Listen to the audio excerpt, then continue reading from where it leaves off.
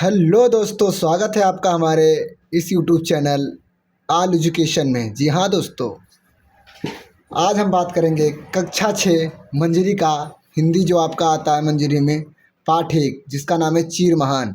इसके हम लोग सॉल्यूशन को देखेंगे, यानी इसके जितने भी प्रश्न हैं उसका उत्तर देखेंगे। तो वीडियो शुरू करने से पहले ये कहूँगा कि वीडियो को आप लोग लाइक कीजिए और शेयर कीजिए और चैनल को ज़्यादा से ज़्यादा सब्सक्राइब कीजिए, जिससे आपको हमारे वीडियो के सारे नोटिफिकेशन पहुंच सकें। तो चलिए बात करते हैं। पाठ 1 चीर महान मंजरी का है, अब कक्षा 6 यूपी बोर्ड। देखिए, इसमें आता है समस्त पदांशों की व्याख्या कीजिए। व्याख्या करना, जैसे पहला क्या है, जगजीवन हित समान। अब देखिए इसमें क्या है, व्याख्या किस तरह करेंगे हम लोग। देखिए पहले लिखेंगे हम लोग क्या, संदर्भ, देन लिखेंगे प्रसंग, फिर लिखेंगे व्याख्या। अब संदर्भ क्या, देखिए संदर्भ में क्या लिखेंगे, यह पद्यांश यानी ये गद्य नहीं पद्य है, हमारी पाठ्य पुस्तक मंजरी के चीर महान नामक पाठ से लिया गया। पहले इतना लिखेंगे। इसके रचयिता कौन है, कविवर सुमित्रानंदन पंत हैं।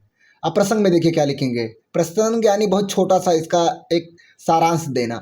प्रस्तुत कविता में भय, संशय, अंधभक्ति से दूर रहकर मानव सेवा और भाईचारे की स्थापना पर बल दिया गया है। कवि ईश्वर से प्रार्थना करता है कि मुझे ऐसी शक्ति प्रदान करो जिससे मैं लोक कल्याण करके अपना जीवन सार्थक कर सकें। अब व्याख्या में देखिए क्या है। कवि ईश्वर से प्रार्थना करते हुए कहता है कि हे प्रभु, मैं उसको प्रेमी बनूं जो समान रूप में मनुष्य मात्र को कल्याण करने वाला हो, संसार रूपी जीवन में जो दीर्घ काल तक रहने वाला हो, श्रेष्ठ सौंदर्य से परिपूर्ण और हृदय में सत्य धारण करने वाला हो। यानी पहले का इतना लिखना है हमको। दूसरा क्या है, जिससे जीवन में अखिल व्यक्ति यहाँ से यहाँ तक। अब इसमें देखिए, इसमें भी जैसे उसमें संदर्भ था ऐसे प्रसंग उसमें भी रहेगा। यानी प्रसंग जो है ये सेम ही का लग रहा है, सेमी पैराग्राफ आपका, इसलिए प्रसंग भी सेम हो जाएगा इधर। और जो आपका संदर्भ है ये सब में सेम लिखेंगे। यह पद्यांश हमारी पाठ्य पुस्तक मंजरी के चीर महान नामक पाठ से लिया गया है। इसके रचयिता जी कौन है, कविवर सुमित्रानंदन पंत। अब व्याख्या देखिए इसका। व्याख्या इसका बताया गया, हे प्रभु, मैं वह प्रकाश बन सकें जिसमें संपूर्ण प्राणी समाहित हो जाए, जिससे जीवन में शक्ति प्राप्त हो तथा भय, शक, संदेह एवं बिना सोच विचार और अंधविश्वास की किसी के प्रति निष्ठा रखने की भावना का निवारण हो सके। तीसरा आपका आता है पाकर प्रभु बिहान। ये आपका तीसरा पैराग्राफ है। संदर्भ प्रसंग जैसा पूर्वोक्त, मतलब ये होता है कि जैसा आपका ऊपर लिखा है वैसे ही लिखना आपको, जी देख सकते हैं। और इसका PDF आपको हमारे चैनल के नीचे लिंक में मिल जाएगा, तो चैनल को सब्सक्राइब जरूर कर लीजिएगा। इसका देखिए क्या है, इसका है, हे प्रभु, तुझसे संसार के मनुष्य मात्र की पूर्ण रक्षा करने का अमरदान प्राप्त करके मैं कृतज्ञ हूँ। मुझे ऐसी शक्ति दो कि मैं एक बार पुनः नए जीवन का प्रातःकाल ला सकें, अर्थात प्राणी मात्र को सुखी व समृद्ध बना सकें। शब्दार्थ देखिए, ये इतने में आपका क्या है, इतने में आपका जो व्याख्या वाला है वो पार्ट आपका खत्म होता है। यानी समस्त पदांशों की व्याख्या जो है इसमें क्या होता है, खत्म होता है। अब हम लोग बात करते हैं शब्दार्थ। शब्दार्थ में देखिए, जगजीवन का मतलब क्या होता है, संसार के लोगों के जीवन में ये इसका मतलब होता है। चिर मतलब दीर्घकाल या दीर्घकाल तक रहने वाला व्यक्ति। महान मतलब बड़ा, और सत्यप्राण मतलब जिसका हृदय सत्य से भरा हो उसको क्या बोलते हैं, सत्यप्राण बोलते हैं। मानव के हित समान, इसका मतलब क्या होता है, जो मानव का हितैषी हो उसको बोलते हैं मानव के हित समान। भय मतलब, भय का मतलब होता है डर। संशय का मतलब क्या होता है, संदेह करना, किसी पे संदेह करना या संदेह होना। अंधभक्ति क्या है, अंधभक्ति बिना सोचे समझे किसी के प्रति निष्ठा का भाव रखना, यानी वो अंधभक्ति है। यानी उसके बारे में आप कुछ जानते नहीं है तभी क्या है, वो अंधभक्ति ही है। अखिल मतलब संपूर्ण या सारा, कहते हैं ना अखिल भारत, संपूर्ण भारत। मानव मतलब होता है मनुष्य। और प्राणी, पारित्राण मतलब क्या होता है, पूर्ण रक्षा, जो पूर्ण रक्षा हो, ठीक है, फुल सिक्योरिटी इसको बोलते हैं। नौ मतलब नया। बिहान मतलब क्या होता है, प्रातःकाल। भोर मतलब सेम होता है, प्रातःकाल। अब अभ्यास प्रश्न पे आते हैं, जो आपका प्रश्न अभ्यास है कुछ करने को। प्रश्न क्या है, ईश्वर भक्ति से संबंधित अन्य कविताओं का संकलन कीजिए। इसमें आपका क्या है, प्रार्थना। अब देखिए इसमें ये प्रार्थना, इसमें लिखना है प्रार्थना को। प्रार्थना क्या है? हर देश में तू, हर वेश में तू, तेरे नाम अनेक तू एक ही है, तेरी रंग भूमि या विश्व धरा, हर खेल में मेल में तू ही है। सागर से उठा बादल बनकर, बादल से गिरा जल होकर के, फिर नहर बनी नदियां गहरी, तेरे भिन्न प्रकार तू एक ही है। हर देश में चींटी सा अणु परमाणु बना। चलिए अब आगे देखते हैं। हर देश में चींटी सा अणु परमाणु बना, हर जीव जगत का रूप लिया, कहीं पर्वत वृक्ष विशाल बना। सौंदर्य तेरा तू एक ही है हर देश में, यह दिव्य दिखाया है जिसने, वह है गुरुदेव की पूर्ण दया। टुकड़ा कहीं और ना कहीं कोई दिखा, बस मैं और तू सब एक ही हैं हर देश में।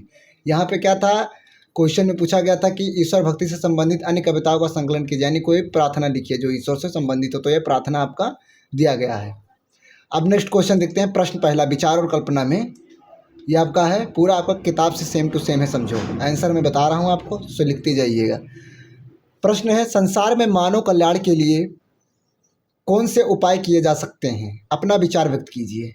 अगर आपको ईश्वर से संसार के कल्याण का वरदान मिल जाए तो आप क्या क्या करेंगे? अब देखिए क्या लिखेंगे इसमें। ऐसे अनेक उपाय हैं जो संसार में मानव कल्याण के लिए किए जा सकते हैं। सबसे पहले हमें कुछ ऐसा करना चाहिए जिससे इस संसार में कोई भूखा न रहे, सबको भरपेट भोजन, पहनने को कपड़े और रहने को घर मिले। इसके बाद दूसरा प्रयास यह होना चाहिए कि संसार में सबत यानी जितनी भी चीज़ें हैं, शांति और भाईचारे का माहौल हो, जिसके लिए सभी को मिलजुल कर प्रयास करने चाहिए। अगर हमें संसार के कल्याण के लिए ईश्वर से वरदान मिल जाए तो सबसे पहले मैं गरीबों, दलितों, शोषितों तथा वंचितों का कल्याण करना चाहूँगा, ताकि उनके भी जीवन में खुशहाली आ सके और वह भी समाज में सबके साथ क्या करें, मिलजुल कर रह सकें। हमारे समाज में बहुत विषमता आ गई है, अतः मैं प्रयास करूंगा कि समाज में समता आए, कोई गरीब ना रहे, कोई भूखा ना रहे, सभी सुखी व खुश रहें, कोई किसी को न सताए, सभी मिलजुल कर रहें। यानी इस वाले प्रश्न में इसका आंसर इतना है। नेक्स्ट क्वेश्चन है आपका, इस कविता में आया सत्यप्राण शब्द अच्छे गुण का सूचक है और भय शब्द दुर्गुण अर्थात अच्छे गुण का सूचक नहीं है। इसी प्रकार कविता को पढ़कर इसमें अच्छे गुण वाले शब्दों और दुर्गुण वाले शब्दों की सूची बनाइए। अब देखिए अच्छे गुण वाले शब्द कौन कौन से हैं। सत्यप्राण हो गया आपका अच्छा, महान हो गया, सौंदर्यपूर्ण हो गया, प्रेमी हो गया, हित हो गया, शक्ति हो गई, प्रकाश हो गया, अमर हो गया, दान हो गया और परित्राण हो गया और नवजीवन। ये आपके कितने हैं? ये आपके जो हैं अच्छे गुण वाले शब्द हैं। अब दुर्गुण वाले कौन से शब्द हैं? भय है, संशय है, अंधभक्ति है। ये सारे आपके जो कविता है, कविता से लिया गया शब्द है, यानी जो अच्छे वाले गुण वाले शब्द हैं उनका अच्छे में कैटेगरी में रखा गया, जो दुर्गुण वाले शब्द हैं उनको दुर्गुण व बुरे वाले कैटेगरी में रखा गया। अब नेक्स्ट क्वेश्चन आता है, कवि विश्व में नवजीवन का विहान क्यों ना लाना चाहता है? अब देखो, मानवता की संपूर्ण सुरक्षा, सुख, समृद्धि और विकास के लिए कवि विश्व में नवजीवन का विहान लाना चाहता है। यानी मानवता की संपूर्ण सुरक्षा, जितने भी मानव प्राणी हैं उनका पूरा सुरक्षा रखना और सुख समृद्धि हो और विकास हो, जिस कारण नवजीवन में विहान लाना चाहता है कवि। नेक्स्ट क्वेश्चन है, इस कविता का शीर्षक चीर महान है। आपको इस कविता का कोई शीर्षक देना हो तो क्या शीर्षक देना चाहोगे? तो इस शीर्षक का हम लोग क्या देंगे? इसका शीर्षक देना चाहें तो नवजीवन का विहान। चीर महान है तो वहाँ क्या कर देंगे? नवजीवन, यानी नए जीवन का उगना। निम्नलिखित पंक्तियों का भाव स्पष्ट कीजिए। ये आपका पंक्ति है, जगजीवन से कहाँ तक, पैराग्राफ सत्यप्राण तक। भाव क्या है यहाँ पे? जो संसार रूपी जीवन में दीर्घ काल तक रहने वाला हो, यानी जो इस संसार में दीर्घ काल तक रहने वाला हो, श्रेष्ठ सौंदर्य से परिपूर्ण हो और हृदय में सत्य धारण करने वाला हो। अब दूसरा है, जिससे जीवन में अंधभक्ति, तो इसमें क्या रहेगा? हे प्रभु मुझे ऐसी शक्ति दो जिससे मेरे अंदर भय, शक, संदेह और बिना सोच विचार के किसी के प्रति निष्ठा रखने की भावना का उदय हो। अब नीचे आपके कुछ पंक्तियाँ दी गई हैं, उनको क्रमवार लिखना है, तो आप इससे कर सकते हैं। अब यहाँ पे आपका पहला चैप्टर ख़त्म होता है। और जिसको ये पसंद आया होगा वीडियो, वो लाइक कर दीजिएगा, चैनल को सब्सक्राइब कर दीजिएगा और बेल आइकन को दबाना नहीं भूलिएगा, ताकि हमारे जितने भी वीडियो हों उसके वो वीडियो आपको सबसे पहले मिल सकें। और दोस्तों में इसको शेयर कीजिए। तब तक के लिए मिलते हैं अगले वीडियो में। तब तक के लिए जय हिंद, जय भारत, धन्यवाद।